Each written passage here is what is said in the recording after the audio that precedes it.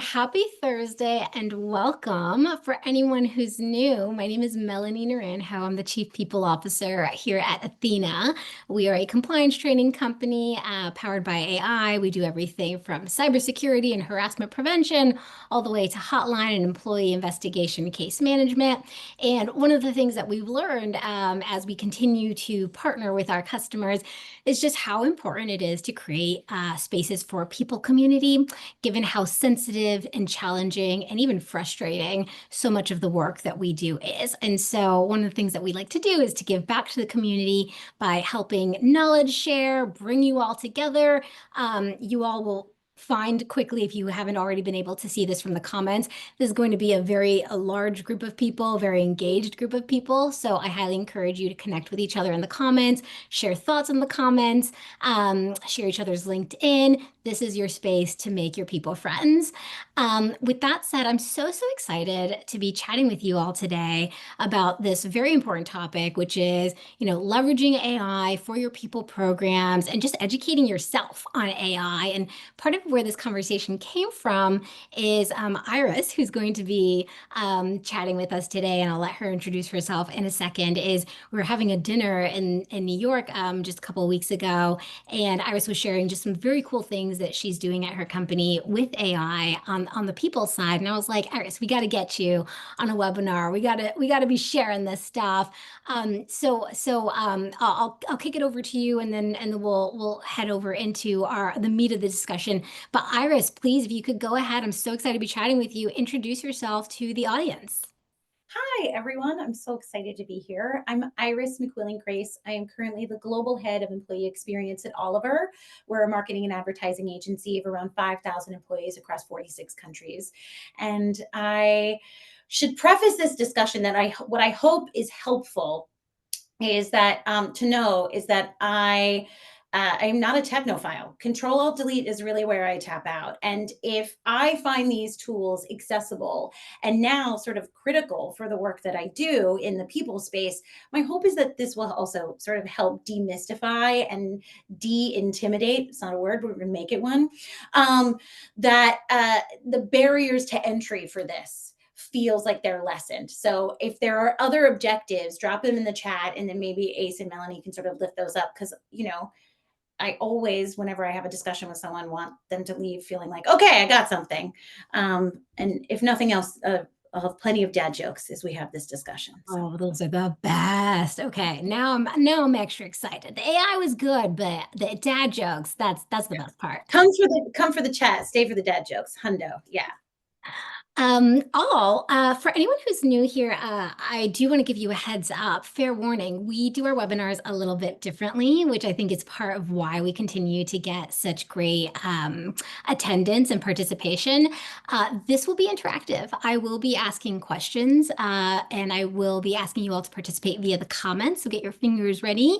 And I will call on a few people, but I don't want that to be a deterrent to your participation. So if you don't want to be called on, don't worry.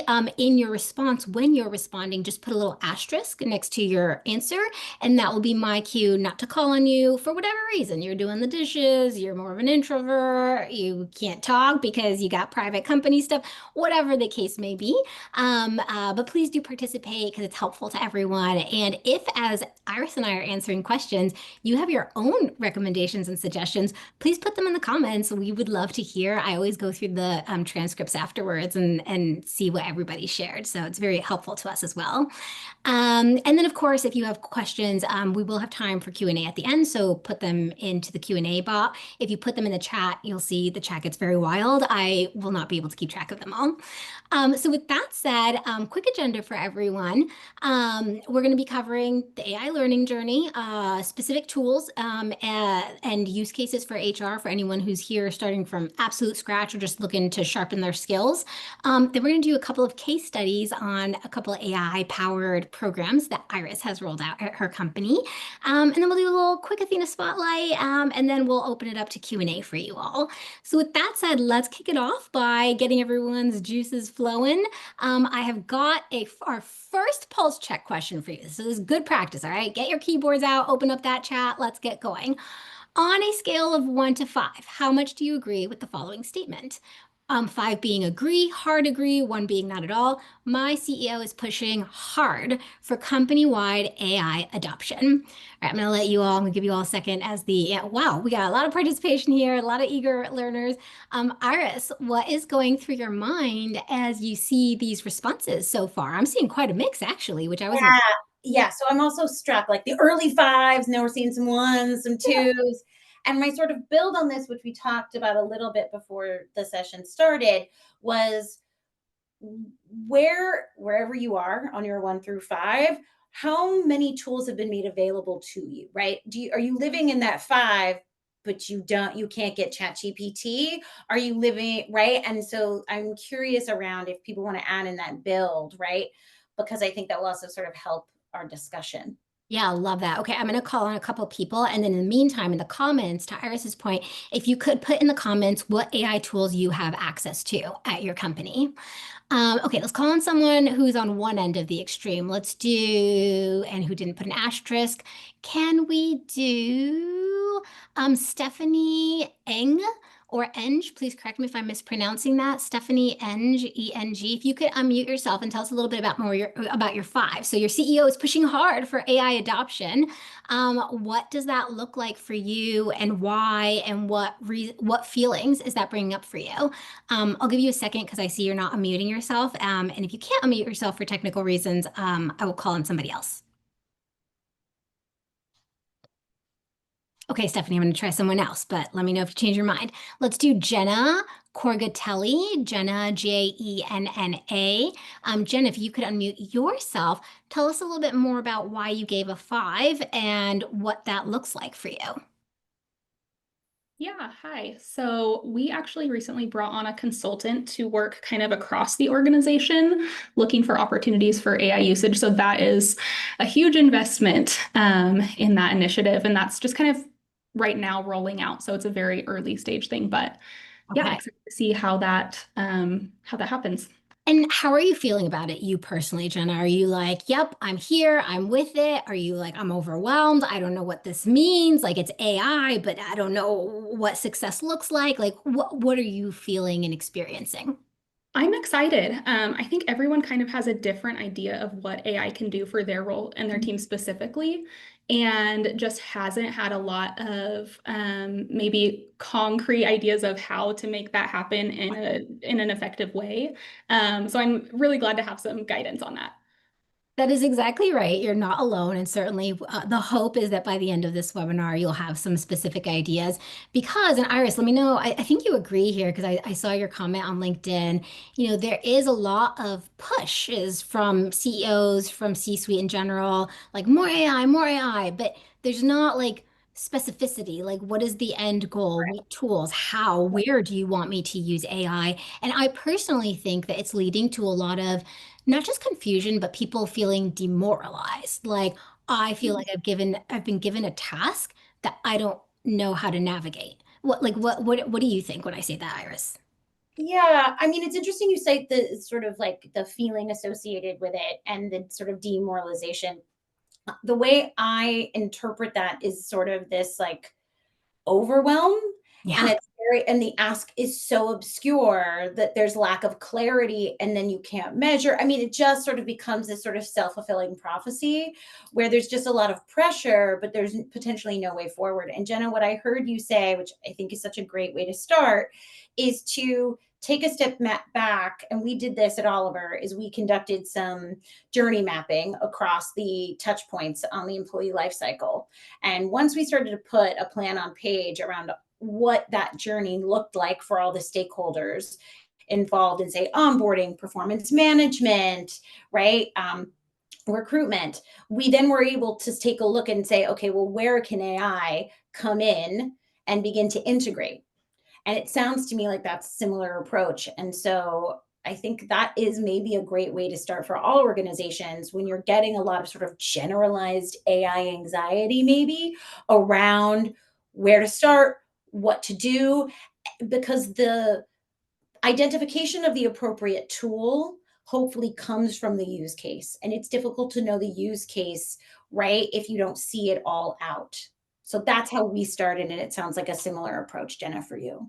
I do love that in particular because I think it's important to remember that leadership's role here really is to create a vision, and to motivate and to inspire and to provide that clarity so that your team can execute effectively. And so I love this idea of sort of mapping out that vision and partnering with your team leads, right, to help them understand how they can then further create that image for their team members, right? If you've got a sales leader, how is your sales leader helping guide the sales reps to understand how to effectively leverage AI, whether it be using it to run a transcript of all your calls and ask ChatGPT to, find trends, or like match what you said against what they said and how effectively you answered their questions, or match what you said against all the product offerings that you have and which ones did you not talk about that maybe you could have talked about, or which ones could have been worked in based on their questions, right? Like there's all these creative ideas that could be coming. But if your employees don't have that guidance, they're never going to be able to pursue that as effectively or optimally or quickly as they could otherwise be. And you as an HR leader don't necessarily know the best use cases for AI in marketing and sales and engineering. Yeah, go Yeah. ahead.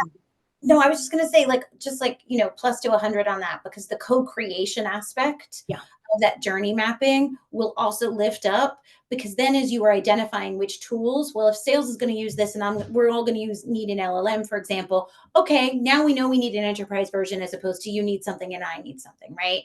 And you don't know what you don't know. And Yeah. so I think that's great. That's a great call out. Love. Okay, we're gonna do one more pulse check and then I'm gonna stop screen sharing so you can look at our lovely faces a little bit better. And I don't think I'll call on anyone for this one because I want to make sure we have enough time to get into the specifics. Scale of 1 to 5, how much do you agree with the following statement? I feel like an AI expert. I'm just curious to know where everyone is on their journey as we go into this bit. Okay, so Iris, we've got a lot to teach. We've got a lot to teach on this call. Okay, but any thoughts going into this? I mean, my sort of follow-up question would be, are you also like me where you're not a technophile? Do you also tap out at Control Alt Delete? Or do you feel like, listen, I'm a VLOOKUP pro, but I don't understand, right? So I'm curious if this is sort of all tech or if this is AI. Yes, I'm bad at tech. I mean, same. Listen, it's amazing I know how to type with all 10 fingers. I'm just being honest. I am a Luddite through and through. But hopefully, again, at the end of this discussion, if you're starting from that place, then we got nowhere to go but up. So let's go up.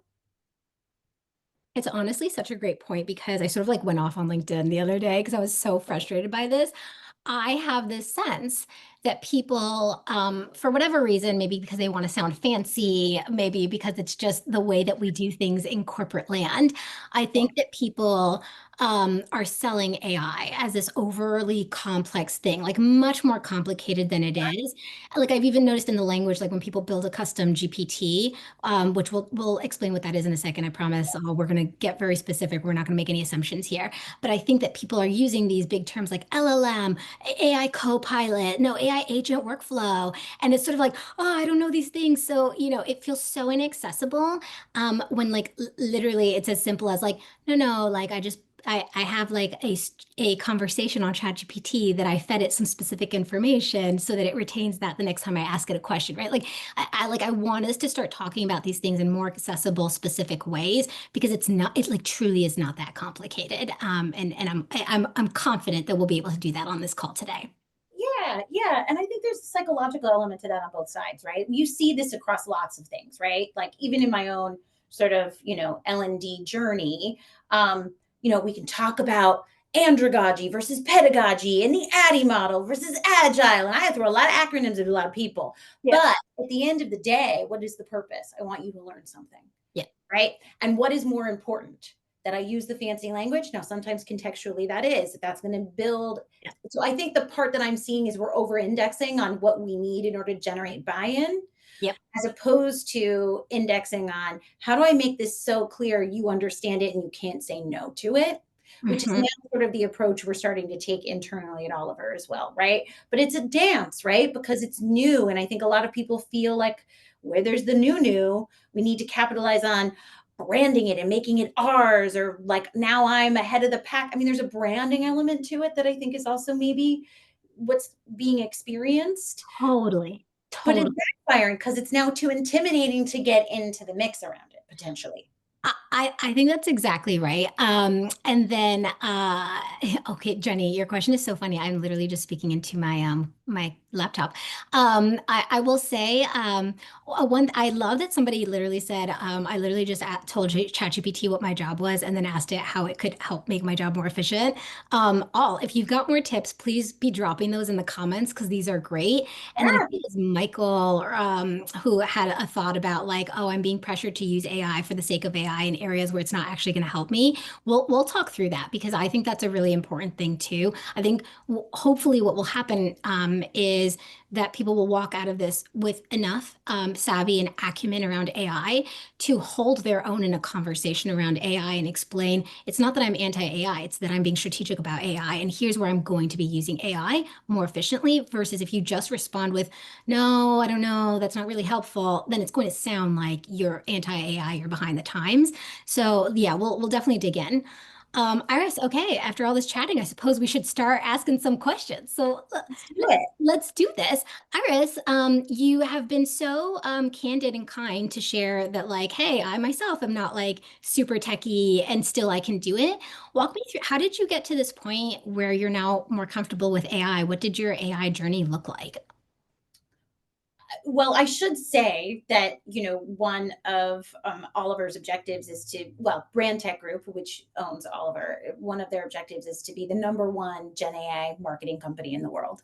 So Well, it's business critical for us, wherever you sit in the organization, to have not just an affinity, but a real fluency and understanding of AI's landscape and the tools within that. And knowing that, I was sort of spoiled for choice. And this is why I also asked at the beginning of the discussion, what is in your AI tech stack right now? Because and I had to go back because it sort of feels like I've been doing it forever. Now that I've been using it as much as I have, but it was in July of last year is really when we started to open up what we call our sandbox, which has like over 2 dozen tools at our disposal, right? Including a series of LLMs. I saw that was, it looked like in the chat, like that was the majority of the tools that are available to everyone on this call.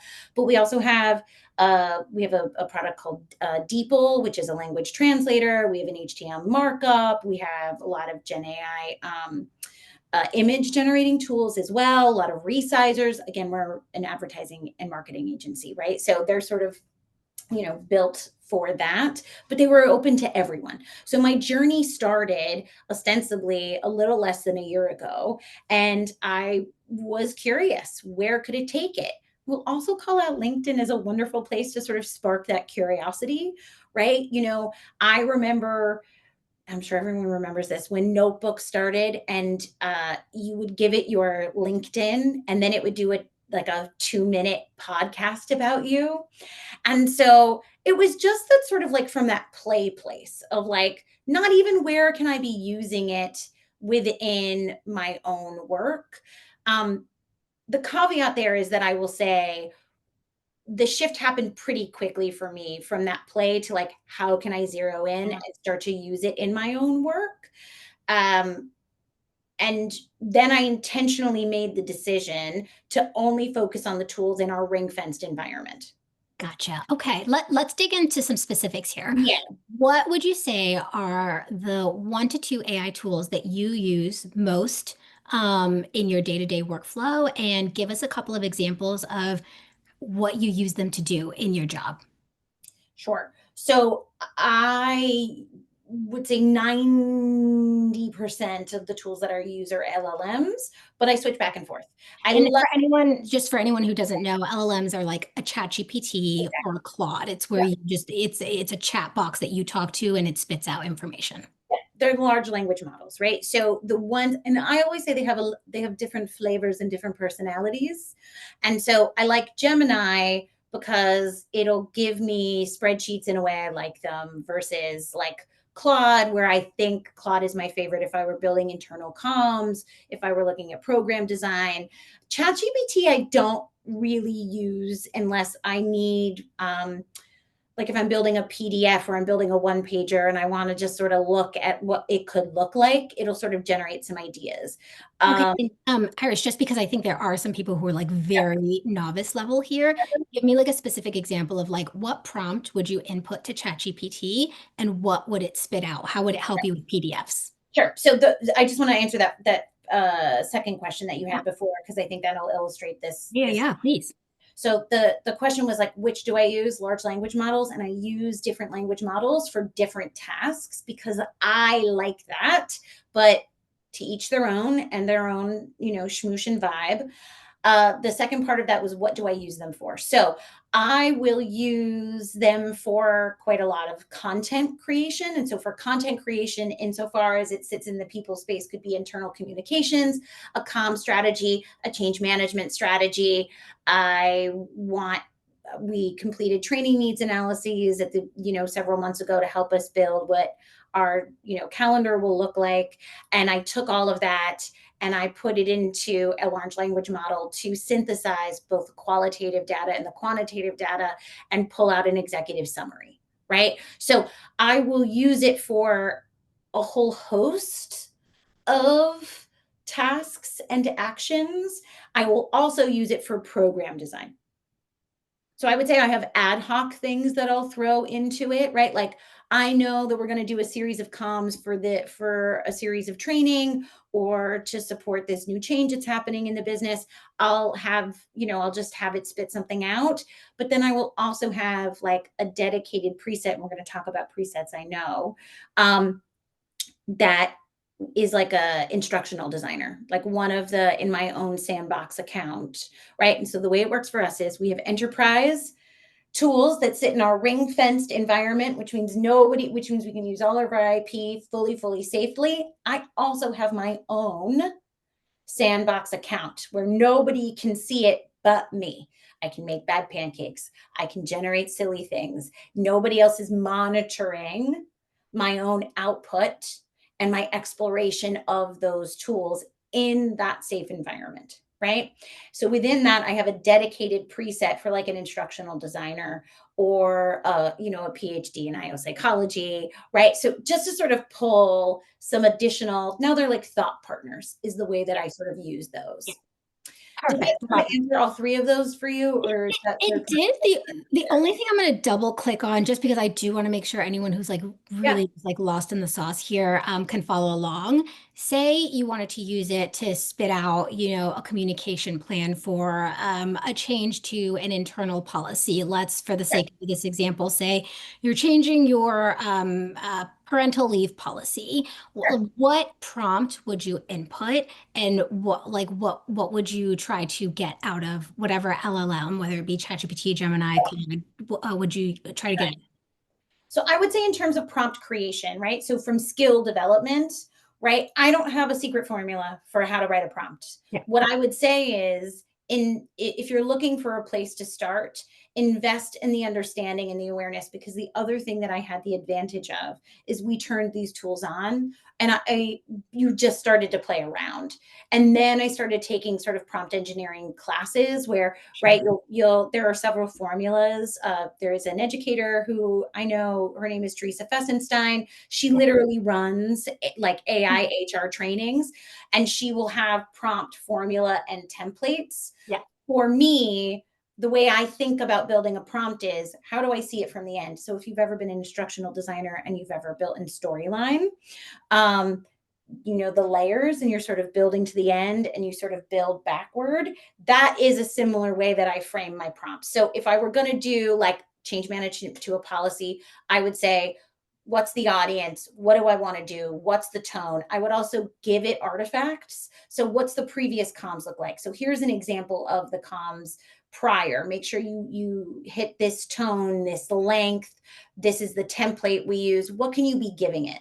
So the prompt, I would want to have as fulsome as possible and take into consideration, like, what's the brief? For example, if you thought about the advertising world, right? Who's going to read it? What does it need to say? Why are we sending it now? What is the cadence? How do we figure that out?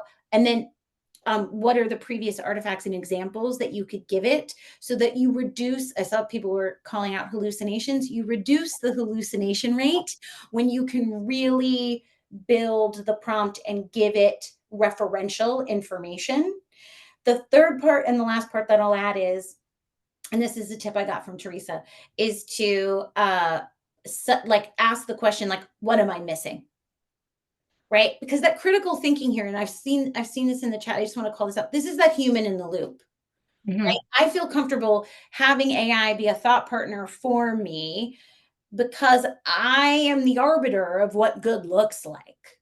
I would not feel comfortable using AI as a thought partner, say to, like, I don't know, write an astrophysicist paper for myself because I am not an astrophysicist. Yeah. So I Yeah. wouldn't be able to know if it had gone rogue. Yeah.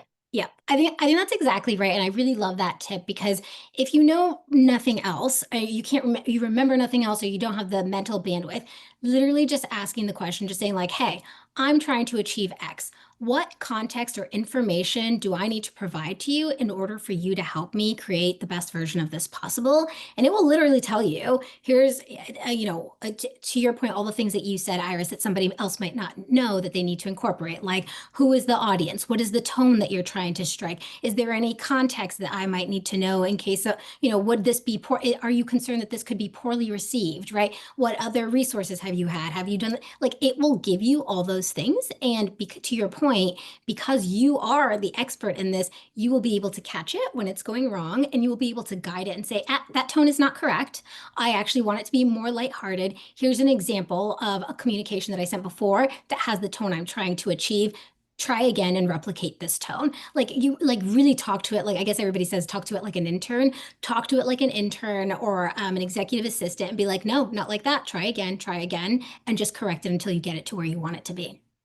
Yeah, and I think that's the benefit of a preset, right? Is that, often if you're, or prior to building presets, I would have just, I would, and sometimes this can feel frustrating, right?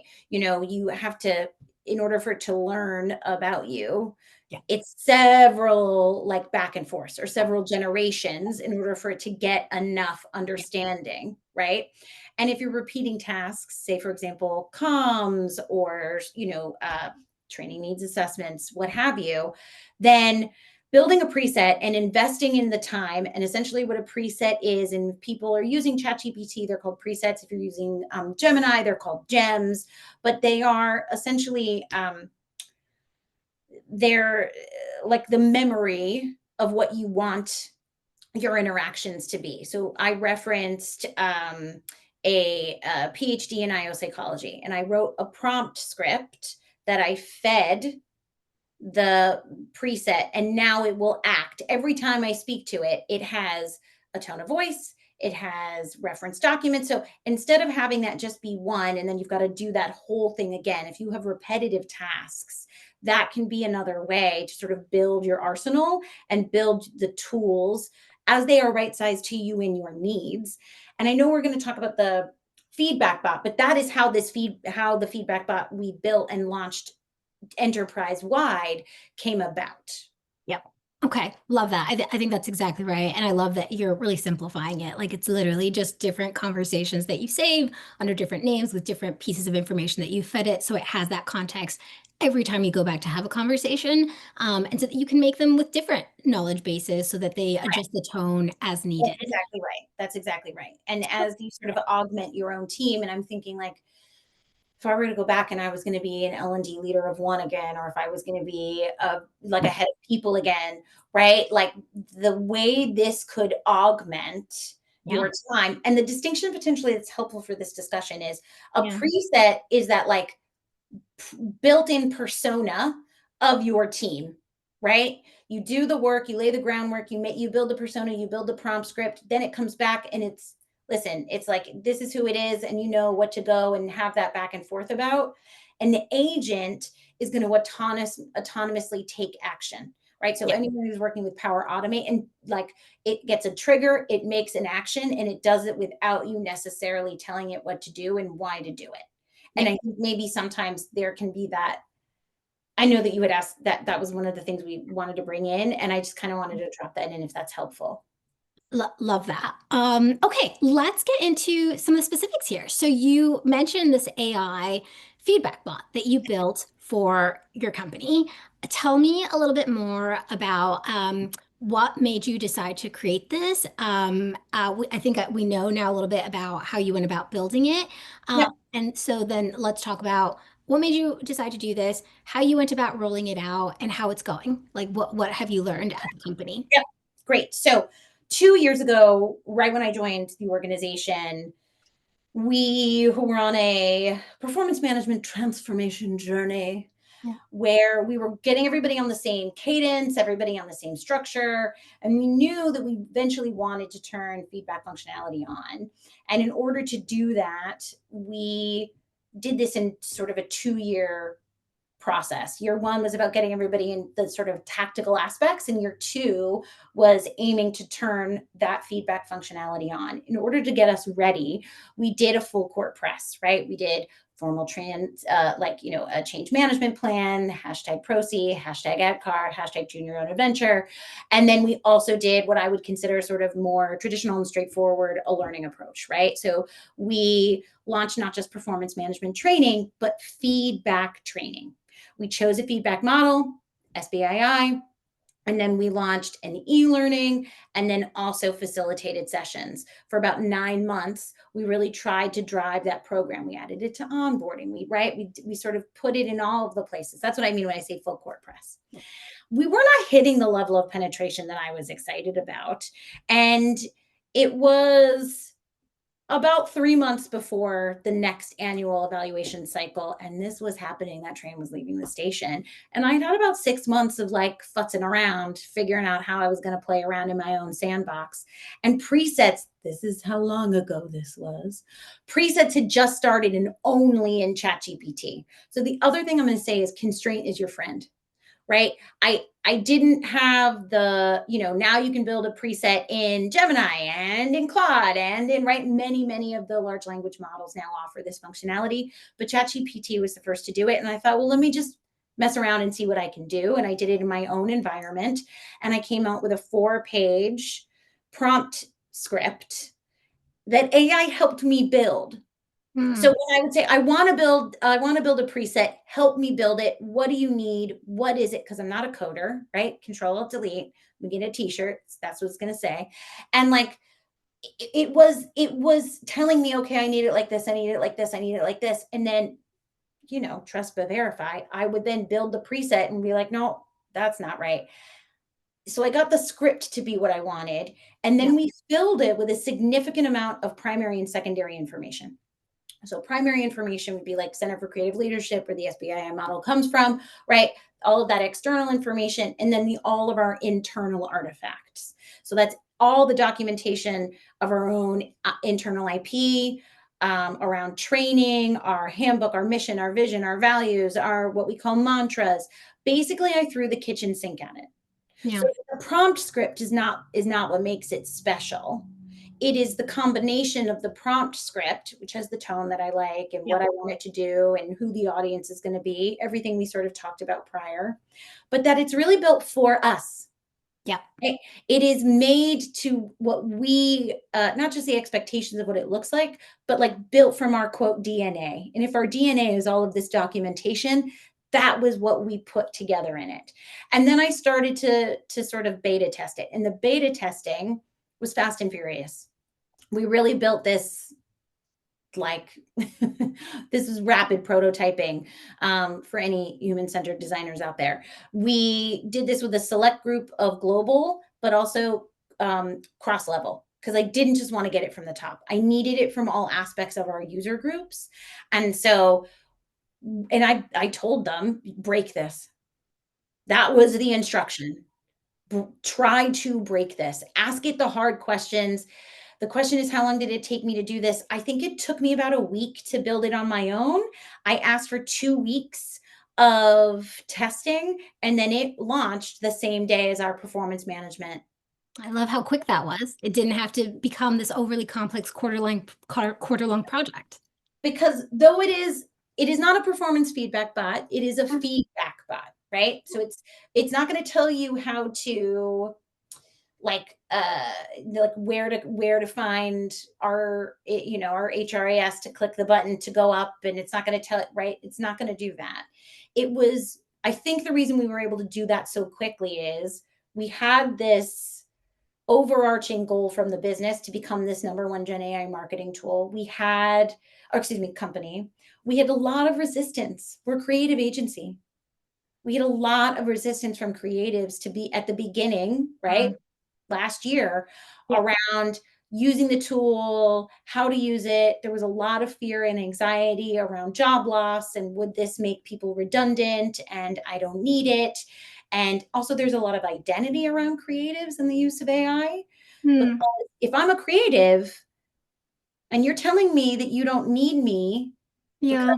this is going to take my ability to write, or now you need me to translate my skills to draw Yeah. into language, but that's not where my comfortability is, right? There was a lot of that resistance to the business, but we had this goal. It wasn't that fast to build, which also helped. And we had the emergent need of, we need to get this functionality up and off the line. Yeah. So it was the very rare convergence of a lot of things coming together, which helped make this go as quickly as it did. And you asked how it went. So we had about 3,000 employees participate in the annual evaluation process. I had thought if we hit, so the part I was watching was feedback usage in the formal evaluation process, not feedback usage of the bot necessarily, right? Because we also thought, okay, this might help, but it may or may not get us across the line because people aren't getting into the sandbox at all, but let's just try it. I thought if we got 3,000 feedback requests, we would consider that a win. We got 19,000 feedback requests with a 97% completion rate of those requests. And then we started to dig into the bot data specifically, right? Because then you couldn't, that's brand new functionality and a brand new process. The first time we're turning feedback on it all as an organization, where you have to like write it down and be held accountable, right? And there was so much resistance to that. There was no way you couldn't make the correlation that this bot had supported people, because the other part around how we got this out was that it's in your own sandbox. Remember I said at the beginning, my sandbox is my sandbox. Nobody can see what I'm talking about. So now I have a place to make bad pancakes. Now I get to say, my manager doesn't believe in my growth. He thinks I'm a big turd. I really want to do better and I don't know how to do it. How do I tell him? Because this is what my review says. Now we have to have a conversation about it. Yeah. Now I get to get all the feelings out in a safe place. The last thing I want to say about that is all those creatives using this for a mandatory process meant they were still learning about prompt generation, because that's how you engage with the bot. Yeah, let's dig in here. I'm looking at the time, so I'm gonna move us along a little bit. Sure. There are a couple of things that are coming to mind for me here. One is I actually really love what this point you called out about some of the tension around maybe some creatives not wanting to use it for whatever reason. And I want to flag some of the things that came up in the comments as well, where there's this tension because HR is being pressured to use it in certain ways just for the sake of it. And I want to share that I have empathy for that push, because really what I think the underlying message is, to your point, Iris, we want you to get practice. We want you to just become more familiar with the tool, because as you start to change the way you think and as you start to get more practice, you will start to automatically think of new ways in which AI can help. I'll give you an example. I too am, I'm a late adopter. It takes me a long time to adopt these things. But the more that I've practiced, the more naturally I've thought of ways in which, oh, wait, ChatGPT could help with that. Example, we were talking to a hiring manager recently, and as part of our interview process, one of the things that we do is we assign candidates assessments, take-home assessments that they have to do.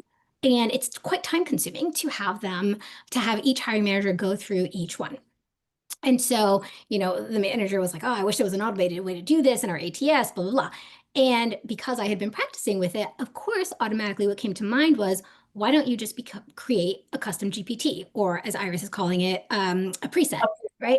Why don't you just go to ChatGPT, because that's what we use internally at Athena, and say, hey, Here is the assessment that I give out to candidates. Here is an example of a great set of responses. Here are the qualities that I am looking for. And here is how I want you to rate these on a scale of 1 to 5. And here's what each one means. 1 means they did this, 2, 5, whatever. And each time I feed you one, you remove all of the, personal information, any identifying info like names, blah, blah, blah.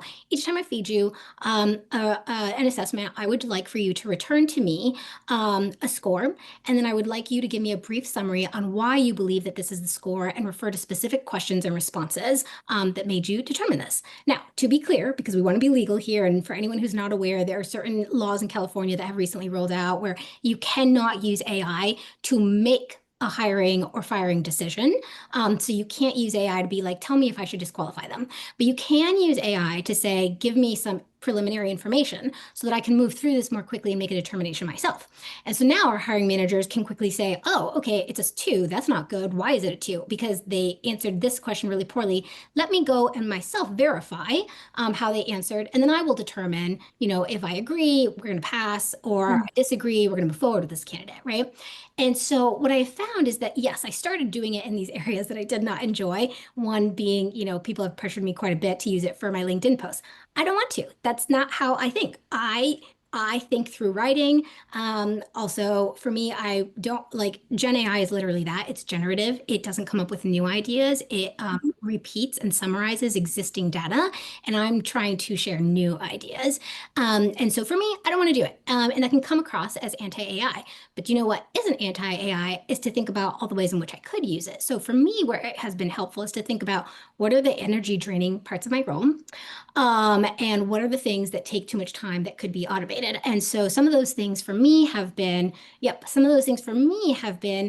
I don't want to write an FAQ on our PTO policy. So why don't I feed ChatGPT, literally attach a copy of our policy and say, ChatGPT, can you create an FAQ for our policy for all future questions? Or something I'm experimenting with now is literally creating my own chatbot for common employee questions. So just feeding it all of our policies, all of our perks, and sharing that bot with employees and saying, hey, from now on, instead of coming to me with a question about namely or a question about our policy, just ask this bot and the answer should be there, right?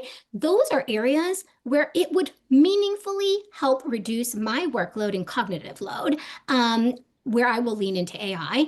Just because I'm not using it for LinkedIn doesn't mean I'm not pro AI. It means that I am being strategic about what is energizing, what is draining, and where AI will be most useful. And so, yeah, go ahead, Iris. No, I was just going to say the part that you said around generative AI versus new ideas, I think is also as you are like making the cost benefit analysis for what tools to use and when and why to use it is a great way to make those discernments, right? And make those decisions because every example that I have of using Gen AI tools. So another example, right? Like I was building a program with a SME. I had Copilot transcribe our conversation, and then I used AI based on our template to build the program design to run it through, and then I popped it back into Copilot on PowerPoint. But I already had it, right? It wasn't like make me a new thing about this, right? No, I did the download, right? And it saved me the time from going through the transcript and then figuring out. I was like, great, I want it like this training we did last year. I fed you this, I did that. I don't know, now I can shake up this. Now I know how to do that. And then I dumped it back into PowerPoint. And I said, just give me like 10 slides on this. And now I can do the nitty gritty design to pop it out. That's an entire program that would have taken me days. Yeah. It now took 5 hours, but it wasn't net new. And that is just lifting up what you just said, right? So there's the drain aspect, but there's also the what's a rinse and repeat, right? Like if you're going to look at onboarding, don't build a brand new deck. Take the stakeholder interviews, run it through AI, kick it with some suggestions, change the right. But that piece around what does my brain need to do, I think is the critical piece that I would actually love to see more people talk about. I think that's so spot on. Like truly, isn't it so much better just to be like, hey, can you look at this deck and tell me like what could be improved? Or what are the gaps between this deck and these policies that we've recently rolled out? Or like how could I make this deck 50% shorter? Like all right, like all those things. Right. Okay, I want to make sure that we leave enough time for Q&A. So, Iris, I'm gonna close this part off with one final question, and then we will move it along. Do you have like what final advice, thoughts would you have for any L&D or people leaders in general who are trying to sort of incorporate AI more? And it could be anything from like, here's the vision that you should be thinking about, or here's specific tools. Like what advice do you want people to walk away with? AI isn't going to go anywhere, right? And so I think that's the first place to start, is that even if you are in an organization that is incredibly resistant, for your own sort of development and understanding, and the best way to be strategic when your organization gets on the train, which we inevitably are all getting on, is to sort of find the places where you can increase your own knowledge and your team's knowledge. So whether that's a LinkedIn learning course, or calling my pal Teresa, or finding the vendor, right? Like exploring what's out there is only going to help you. And then more practically, that journey mapping exercise, which was discussed at the beginning of our conversation, is a great place to map it out, because that then will help with the stakeholder management, which I also sort of heard, but we didn't lift up formally. Like, what do people need in order to get to the yes is also going to be understood if you can start to map out what the journeys are and who is involved, because then you're able to get that additional information to be like, oh, okay, so it's actually this tool and this is the way to get to a yes. I love that. Thank you. Thank you so much. Oh, Iris, I'm so excited about this session. And thank you all for being so active in the comments. Please continue to share your ideas, prompts, resources. We're all learning from each other is the main thing I'm always taking away from this is no one's an AI expert. We're all figuring this out together. And so the more that we can knowledge share, the more that we can innovate and build off each other's ideas. With that said, one area where you should also be thinking about AI in particular is in your vendors. Your vendors, as Iris, actually, Iris and I had a chat beforehand. We were like, all your vendors should be thinking about AI and should be leaning into it to find newer, more cost-effective ways to offer you the support that you need, whether it's your ATS, whether it's your HRIS, whatever the case may be. As I mentioned early on, Athena is a compliance training platform. And so we're thinking about this in terms of how we help people do compliance training more easily, more quickly, in lower lift ways, and at a lower cost. So here's some of the ways that we are incorporating AI into our process. So one of the things is we have a new test out function. So if, for example, you have trainings that are not legally required and you have your leadership team complaining about how many hours of training you're assigning, one very easy solution could be to allow people to test out. So you come up with a set of prompts that would dictate whether or not, let's say it's cybersecurity and you want to say, okay, would you fall for X, Y, and Z scams? And if the answer is no, great, you don't have to take this test. If you fail, then I'm sorry, you have to take the test. And then you have that when you go to your leadership team and they push back, you can say they're assigned the training because they failed the test. If they had passed the test, they would not have had to take the training. We also offer completely free, unlimited translations in minutes using AI. So if you have a global company, whether it's our trainings off the shelf, whether it's a custom training, whether it's a training that you built in-house and then you upload to our platform, you can then literally with a click of a button, translate the trainings into as many languages as you need so that you can meet the needs of all your team members across the company. We also offer all forms of custom content customization. So what that could look like, for example, is we have actual people who are filmed.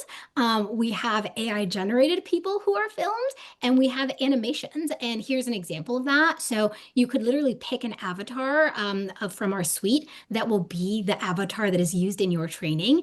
And this allows you the flexibility to change the background. You could literally have your office, a picture of your office, or your office, your company logo in the background as you see here. Or as you can see on the third GIF here, you can literally change the clothing to better match the style style of your company culture. You can add your logo to your t-shirt. These are all the kinds of ways that we're offering customization, which Iris, we didn't really get to go into this, unfortunately, but that's part of why AI can be so important in AI, in L&D, and all kinds of people programs, is that it offers you a higher degree, right, of customization. If they can go themselves and use this AI bot and ask the questions that they need and get the support they need in real time versus having to watch an hour-long training that isn't necessarily tailored to their needs, that will lead to lower usage rates, whereas you saw quite high usage rates, and it's probably in part because it was exactly what people needed when they needed it, right?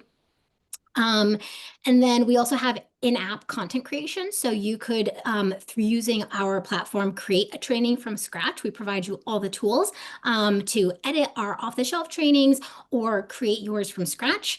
And then finally, we also offer custom video shoots. So if you literally just wanted to give us a script and say, like, Athena, please film this for me in a studio or make this animation, you could do that. And we would do that for you. So it really depends on the level of service that you want. All with that said, I'm going to put up a quick poll so you can answer a couple questions for us while we share the Sherman HRCI credits for anyone who tuned in for that. And then we'll go ahead and open it up to Q&A. So I'll give you about 20 seconds of silence, then we'll start with the Q&A.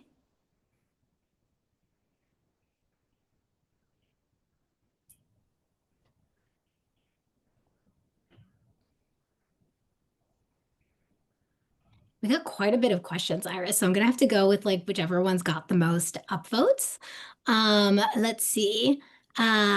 Okay, so Iris, one of the major concerns I have about encouraging company-wide use of AI is the negative impact it has on our environment, given the massive amount of water required to cool its data centers. How do we balance the strategic use of AI in light of this ethical dilemma, and how do you address this concern when raised by employees?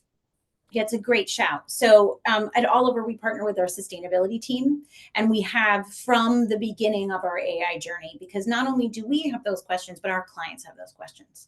And so I think I also want to call out someone in the chat said, before you discuss tools, talk about governance. And I think that sustainability conversation and governance conversation are exactly placed right before you pick the tool. I still think pulling out and doing that journey mapping will not only yield you what tools to use, but what governance should look like, who should pilot these tools first, and where to talk about sustainability in respect to how many generations are we going to let stuff do, not just the cost to the financial cost, but the environmental cost as well. Yeah, I think that's a great point. I'll throw out a couple of things.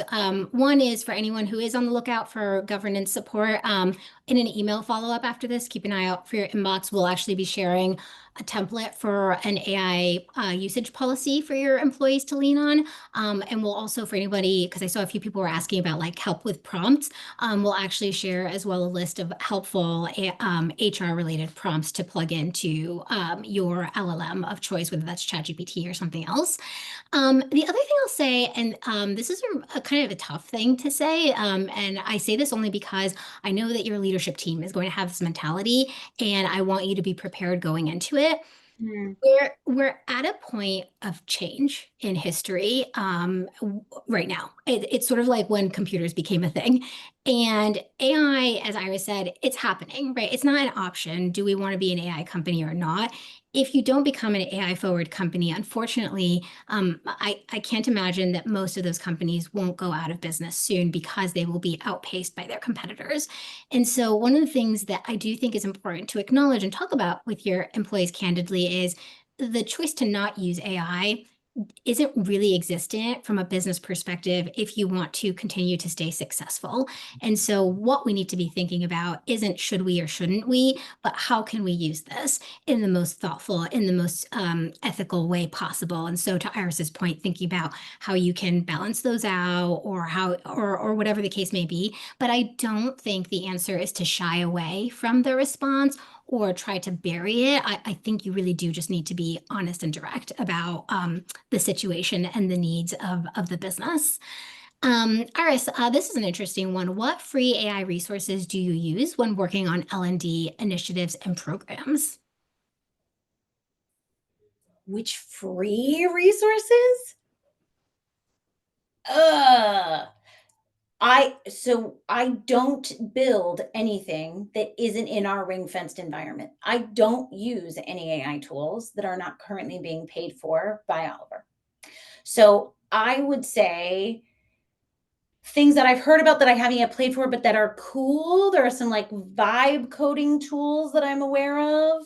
Like I don't even have like a paid for chat GPT, right? Like I don't use AI outside of the way that I use it for work. So I would say LinkedIn is actually where I go if I need some like, inspiration. There's an LXD learning experience designer named Melissa Melloway, who I'm obsessed with. She builds in public. She's doing a lot of stuff. And so free for me is where's that inspiration coming from? And then the second person that I would call out is Deborah Gallo, who's the VP of Muse. She's doing quite a lot around vibe coding, and what she's able to do is very exciting. And I believe all of her tools are for free. So I'm sorry that I don't have any specific like tools themselves. That's okay. I actually think it's worth and helpful to acknowledge that sometimes you need a paid tool. And so, what I would recommend for anyone who's struggling to get this company wide is some of these tools at the single user level are actually not that pricey. So, I think like a ChatGPT premium account is like $20 a month. So, if you can't get approval for like a company wide rollout, certainly I imagine that you could get approval to expense $20 per month to use a premium chat level of ChatGPT so that you can keep your data secure, and so that you can optimize your workload without having to open up more headcount. I am so confident that your finance team will understand the ROI of paying $20 a month versus having to hire someone to do more work for you or outsource it to a contractor or something. I'm seeing one question, which I'll just answer very briefly, which is, and you can jump into Iris if you'd like. What legal aspects should be considered if using AI note-taking during investigations? The reason I say I'll address this is because we're actually hosting a webinar on exactly this in August. So if anyone's interested in learning more, we're actually going to have a lawyer on the call talking us through this, because more and more lawyers are actually using AI for note-taking during investigations, and there are legal ways to do it. You should be thinking about the legal ramifications. I know some people flag certain things around like bias in the interview process and using it if you use AI for hiring. And that's why it's so important that you're auditing these processes and that you yourself are the one making the decision after reviewing information, not just following AI's recommendation blindly. AI should be used as like, here's a summary to make it easier for you to get through the information. It should not be AI is telling you this candidate's good, hire them, this candidate's bad, don't hire them. That's not how to effectively use AI, because again, as Ira said, you are the expert and thought leader, and you need to apply your own knowledge and judgment here. Any other thoughts you want to add to this before we end the call? Because we're just at time. It's a great question. I'm excited about this webinar. I'm also going to come. Oh, good. Please do. I'm excited too. I'm sure I'll learn some as well. Okay, all. Well, thank you so much for attending. Loved the interactions. I cannot wait to read everybody's thoughts and answers in the comments. And Iris, thank you to you. Can we get just some love for Iris in the give a little heart in the comments? Oh, look at all the emojis. Love it. Iris, thank you so much. Any final words with the audience for the audience today? Just try it, right? I mean, get in there, swim around, see, I mean, if you've got no place to start, ask it, right? That person who called out, how can this help me in my job? I think that's a great place, right? Because it'll spark and it'll become organic. So happy prompting. Love. I'm so excited. Everybody, you got to DM me and Iris on LinkedIn later after this and tell us all the things that you did and that AI helped you automate. Yeah. Great. Yeah. All right. Thank you all. Have a great day. Bye.